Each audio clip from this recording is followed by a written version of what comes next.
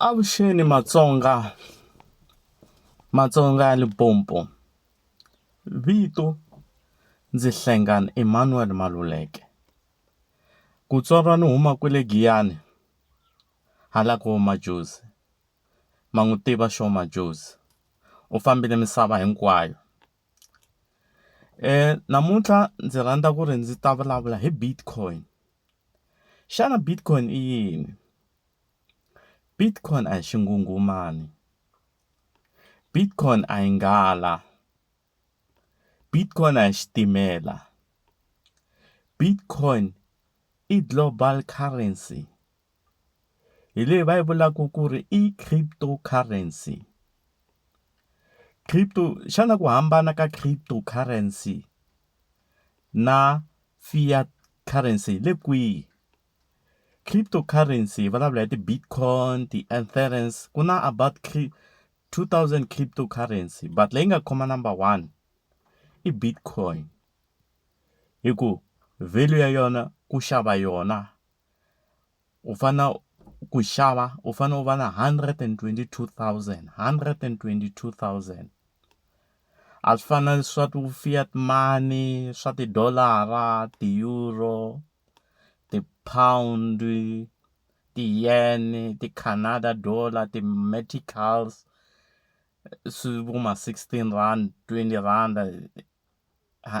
Bitcoin i global, i currency ya misava hinkwayo. Ti-super powers ti tshamile hansi to ku swi nga va njhani loko ko va na international money hinkwenu hi tirhisa currency yin'we hala ka hi ku mativa thekinoloji sweswiwani yi le ku fambeni mahlweni. Hala ka digital money, Bitcoin hi yona future money. I mali ya xichava, a yi control government. A yi fani na ta ti-fiat currency vo ti-dollar vo ti-yen swi control-aka hi ti-politician. Mundzuku president yi nga pfuka yi ku hayi mina ni hanyipini, ivi swi affect-a currency leyi ya hansi. Kambe Bitcoin a yi affect-iwi hi swona sweswo. A yi fambisiwi huma tipolotiki. Bitcoin i business. Bitcoin yi tiyimerile hi yoxe. Hi xilungu va ri ti-currency letin'wani va ti-centralize-wile, ti ya hi milawu ya ti-government. Mara Bitcoin yi decentralize-wile, cryptocurrency leyiwani. Ku na mixaka minharhu ya ku endla cryptocurrency leyiwani Bitcoin. Muxaka wo sungula i buy and hold maseve, wa xava wa khoma. Ni ta ti explain-a later. Muxaka wa vumbirhi i trading, laha ku xavisiwa ku cinciwa nhundzu, ku cinciwa ti-currency, u lahlekeriwa hi mali laha, ku dyiwa mali laha. Nxaka wa vunharhu wo hetelela i mining. A vuli mining wa n'wina loko mi wu tivaka mi ta cela tipiki, i digital mining. Mining cloud, i cloud mining, swi endliwa hi tikhompyuta ta powerful, hayi khompyuta yin'wana na yin'wana. Ni nge se ya mahlweni na swi cele ni tshika swa tipolotiki.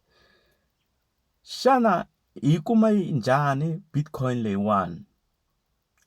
Currency without borders, currency without politics. Xana hi kuma njhani? U fanele u va na smartphone lexi nga na internet, kumbe laptop leyi nga na internet, na ti-tablet na swin'wana na swin'wana hi nga swi tiviki hi ku future a yi tivi. U ya ka Play Store u fika u download-a, wa tlangela ku u lava ku download-a Luno, mara Luno ya le oversea hi ku loko u fanele u fonela ti-call center ta kona swi ta ku dyela mali yo tala. Ya vumbirhi i altcoin trade cryptocurrency exchange. Ni ta rhandza ku vulavula hi yona ngopfu. Lawani ka altcoin trade exchange crypto. Ku cinciwa a ni ma swi tiva ti-exchange ku na ti-exchange va ti vula ti-stock exchange laha ku cinciwaku nhundzu, va ri ku xavisiwa ti-coke, ku xavisiwa ti-BMW. Ku na ti-commodities exchange laha ku xavisiwaku tigolidi, tiyini, ku na ti-index exchange, ku na ti-dollar na ti-dollar ti wela under currency exchange laha hi nga ta vulavula hi forex. And then altcoin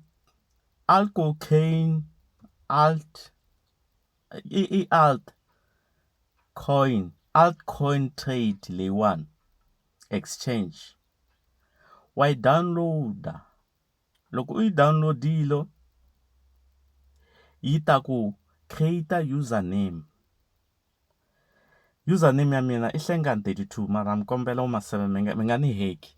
I Hlengani32 and then yi ta lava email ya wena leswaku mi ta cincana ti-information mi communicate hi tona. A ku laveki swa tifoni ku tifoni Wu7 Matsonga ya ka hina mi tshama mi kha mi cinca tifoni na mi pfuna ku tirha email lawani. And then ku ta laveka ti-physical address leswaku a ni ti-physical address va ta lava na ID number ya ku vonisa ku ri bitcoin leti ta wena leti u nga ta ti chela laha, na timhaka ta ti-age. A ni ma swi tiva ku n'wana loko a ri ID a nge swi koti ku joyina ina letiya. Va ta lava na ti-ID. U ta fill-a ti-first name lahaya ka fomo ya kona ya altcoin trade exchange cryptocurrency. U fill-a na swivongo swa ka n'wina, Chauke. Then wa fill-a na mavito ya le ngomeni ya vuswa. Ma swi fill-a hinkwaswo layani. Ivi loko mi swi fill-ile ku ta ya ka ti-bank details, mi fill-a Standard Bank xa n'wina kumbe FNB kumbe bangi Bunja bank. Mi fill-a hinkwaswo kwalaya. Loko mi fill-ile fomo liya yi ta ya va ku ri u robot na wena u feel-a ku ri hayi an robot. Mi ta vona ku ta ku na ti-picture laha maybe ta 8 va ku fill-a 4 loko u vona misinya ntsena u fill-a tona straight. And then ku ta va ku ri na tikhodi.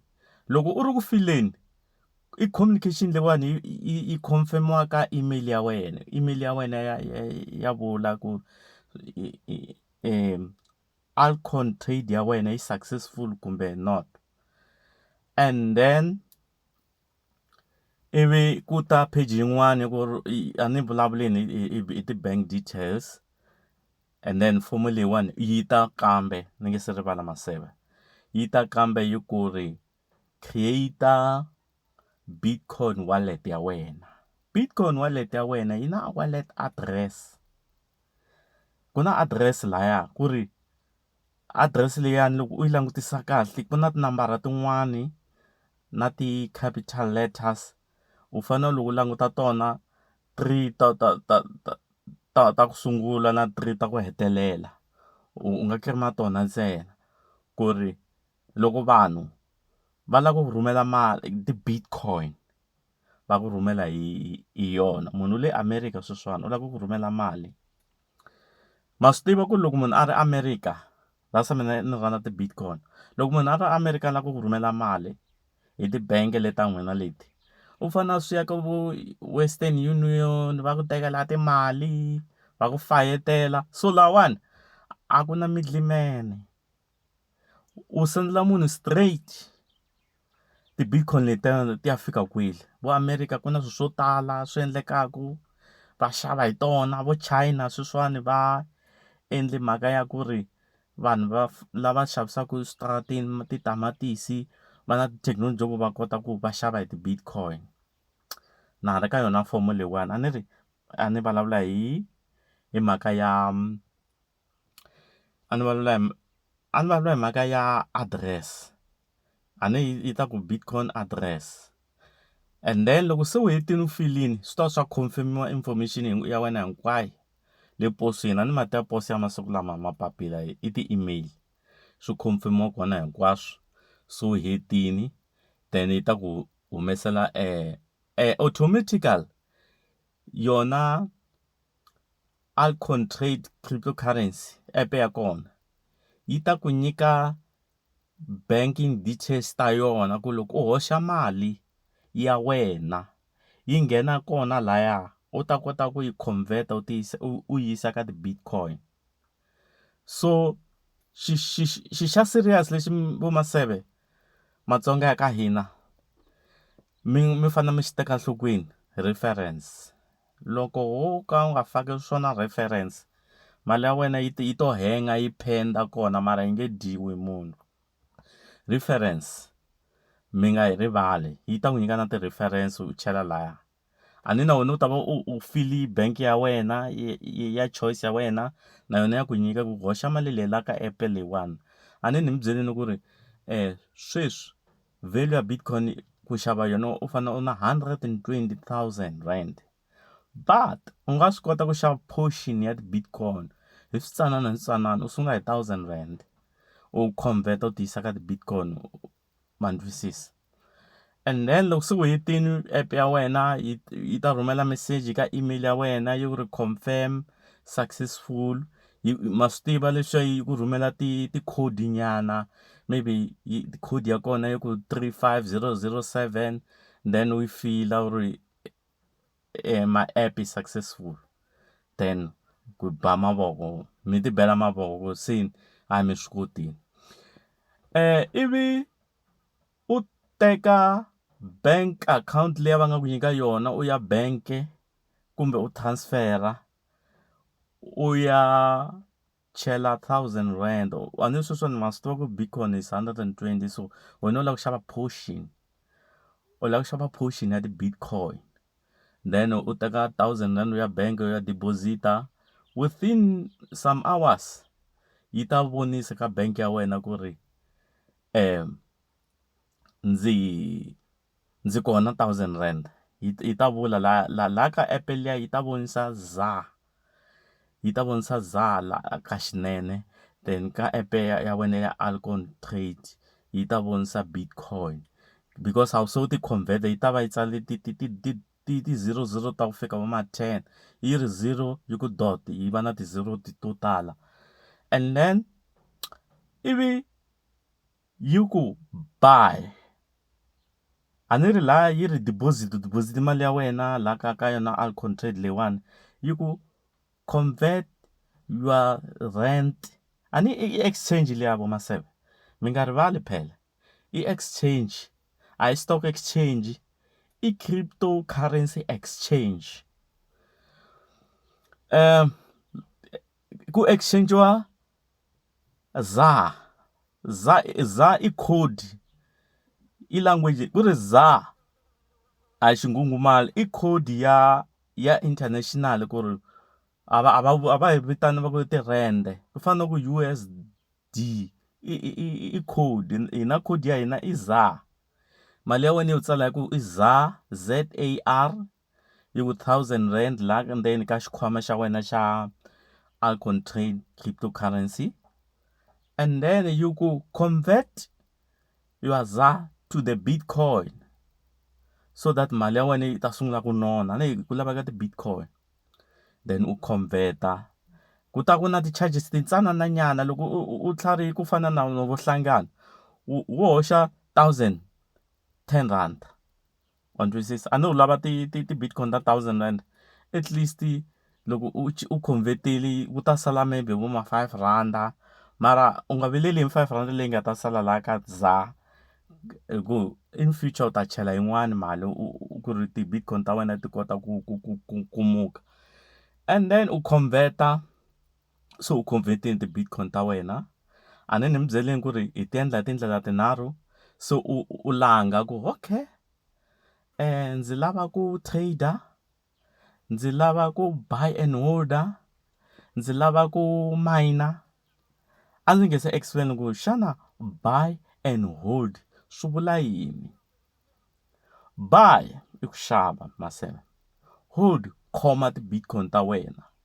Lawani hi laha ti-bitcoin ta wena automatically loko value yi ku la ka buy and hold yi ya henhla hi ti-10%, mali ya wena na yona ti-bitcoin ta wena ta kula laha ndzeni, ti le ku kuleni ta kula. And then loko se u vona ku ti le ku kuleni ti-bitcoin ta wena, maybe a ni ri va yi ta rise value, a ni ri sweswo ni ri 120 yi ta yi ku hayi value ya mina se ni 135.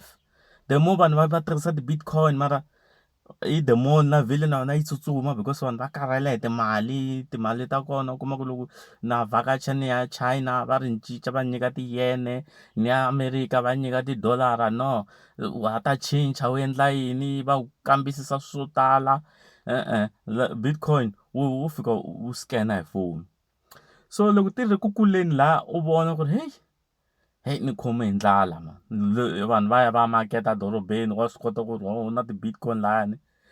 And then wa swi kota ku ri u nga teka foni ya wena wa nghena ka vo Pick n Pay u fika u swapa hi yona. Laha loko u teka juice ku na barcode, u nga scan-a barcode leyi hi inani ya wena yi ta ti-bitcoin letiya. Loko ku ri ku a wu swi twisisi swa ku swapa hi ti-bitcoin, u nga ku a ni ri u le ka buy and hold ti le ku taleni, u ri hayi u ri susa 500 nyana profit nyana ni dya 500 na xava whatever. And then lahayani wa swi kota ku endla tano se hi vula ku i sell, wa withdraw-a. U ya ka app ya vona kwalaha under buy and hold u fika ku ri withdrawal, wa press-a yi ku yi lava wallet address ya wena, yi ya ka bank ya wena u ti dyela mali ya wena. Ni hetile hi buy and hold. So hi nghena laha ku serious laha, a swi lava khalabye, swi lava vantshwa. Trading trading ta vuya laha. Before trading ku xavisiwa ndhawu leyi, ka exchange-iwa laha. A ni ma vona ku ri loko mi fika le vo Johannesburg ku na va ri JSE, vanhu va khome ti-newspaper va langute ka screen, va lava ku vona ku hi yihi currency leyi yi xavisaka kahle, hi yihi BMW yi xavisa njhani, va kota ku xava. Nakona swi tano lawani ku langutisiwa graph. Ma vona ti-graph a ni ri ma vona leswa ti-business, ti-business a ni ma swi vona va ku ri business as usual. Ku na graph ya henhla ya hansi, nakona laha hi loko so bitcoin ya wena se ya rise, so u langutisa swona sweswiya na ku mi tsongahatela na ku mi nyika nyana ti-summary ta trading.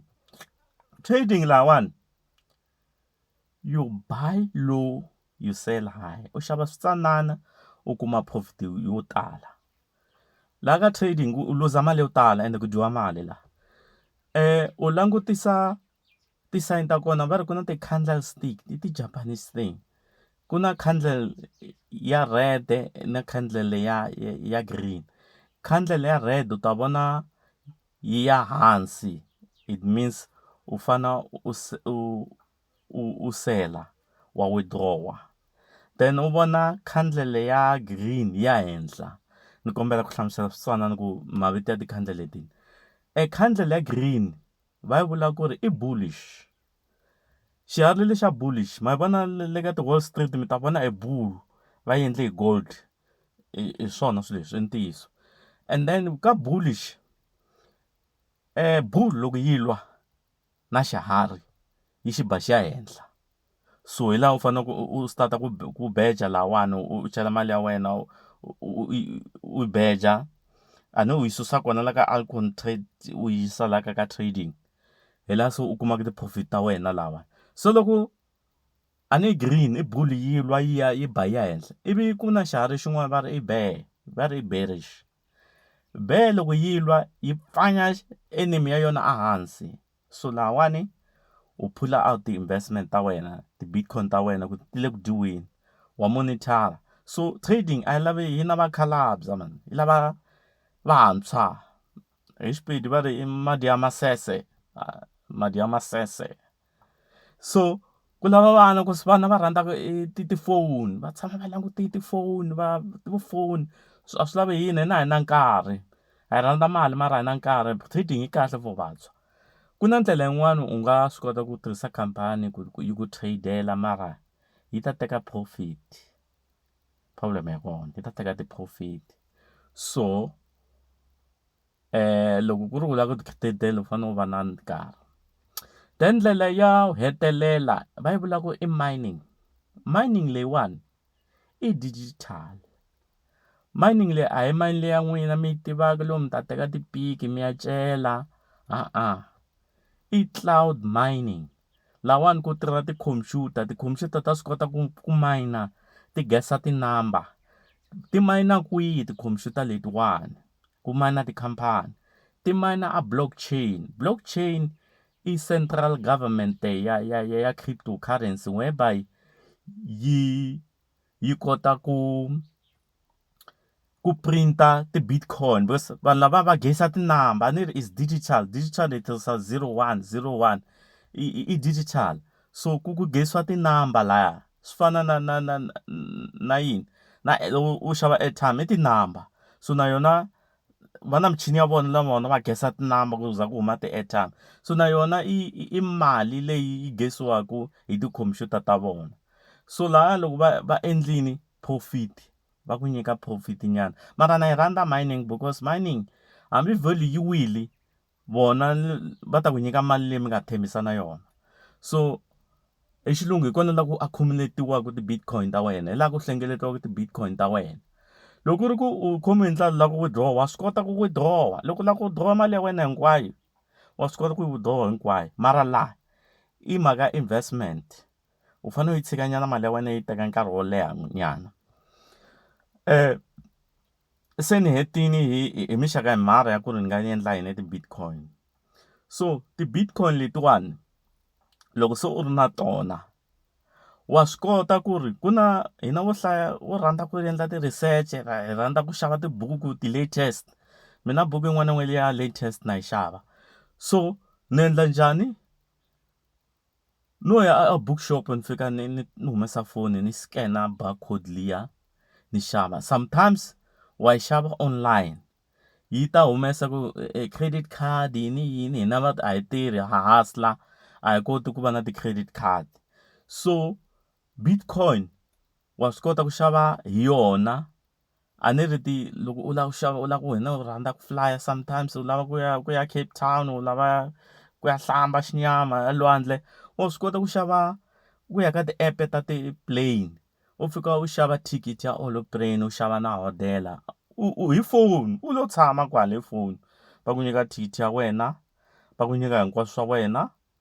U swi kota ku ri u xava buku ni ku okay mundzuku ni ta va ni ri Cape Town hi nkarhi wa so ni xava ni ri laha loko ni fika leyi no fika ni yi collect-a ma twisisa. So bitcoin yi kahle ku bitcoin va ri i currency ya mass, i currency ya xichava yi va ri it's money without borders. A yi na ti-border hi ku loko wo sweswiwani la ku vhakacha ni ya a China ni fana ni ya Beijing China ni ta ni khome ti-rand ta mina va fanele va ni cincela tinani ta vona ende yi phurosese no ku ni vuya so no xava hi bitcoin ma twisisa. Loko ni lahle foni a hi mali a yi lahlekangi u ya ka internet cafe u fika ku u type username ya wena u type email address passwords yini yini u yi pfula ku ti-bitcoin hi leti u lava ku xava yini u xava hi internet cafe u type ku ni lava pizza or u type u endla hinkwaswo ku rhanda ni ta yi teka 11 u hakelini a wu khomangi ku ri u nga famba misava leyi hinkwayo u nga khomangi wallet u nga khomangi foni wo famba wena u nga swi endla ti-internet cafe, u nga swi endla hi foni ya wena. Mara ku lava inthanete, mi tshama kusuhani na ti-Wi-Fi, mi nga tshameli kule na ti-Wi-Fi. So Bitcoin leyiwani kahlekahle hi yona leyi nga ta va future currency, hi yona leyi nga ta khoma misava, hi yona leyi because no i number one. Hi yona leyi ku ri ya pfuna swinene. Bitcoin ya pfuna, yi na investment laha ndzeni ka yona. Ku ri i bank this thing, i digital bank. Yi na ti-trading laha inani ya wena a hi swi tivela ku swa ti-stock exchange se hi swi tivela kona laha ndzeni ka yona. Yi na buy and holding, wa ni twisisa? Yi kahle. Wa tshama u endla yi ku endlela na ti-statement, na ti-history trading ya ku endlela, na ku ri u sale u xava rini na rini ya ku endlela.